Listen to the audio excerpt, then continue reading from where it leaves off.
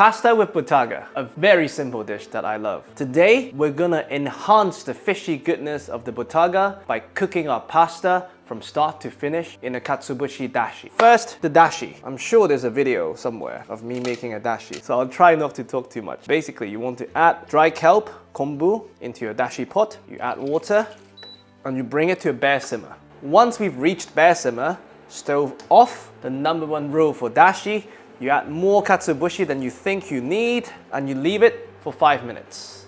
During this period, we are going to infuse our olive oil with a bit of garlic. Olive oil in, garlic, 2 cloves, barely crushed. You just want them to infuse a bit while your dashi is infusing on the other side. By the way, if you don't like garlic, you can skip this step. All right, after 5 minutes, we fish out everything. And we fish out the garlic. Dry pasta, straight in.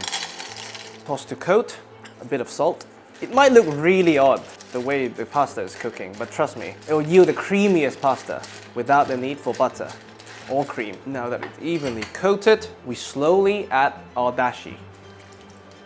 You basically want to treat this like if you were cooking a risotto. So when you stir, you're basically helping the starch release, and it's going to thicken the sauce and make it creamy. You can never overstir your risotto or your pasta.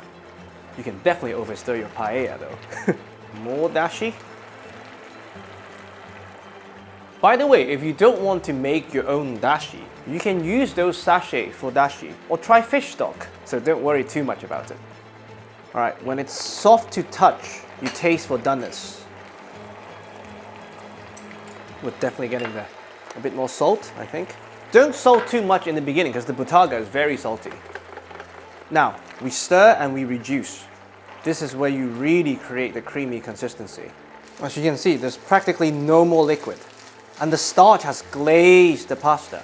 Stove off, a dash of lemon juice, and a bit of lemon zest. If you have unwaxed lemon, that is. And of course, the star of the show, we shave some Bottarga. I would say about 50 grams per head. You can always add more at the table. Now, you mix off the heat. It's a beautiful consistency. Now we just taste for seasoning. For me, that's perfect. And we're ready to plate. And of course, when you're table side, always shave a bit more on top. And there you have it. Pasta with Bottarga, cooked in dashi. I really hope you enjoy. Red wine.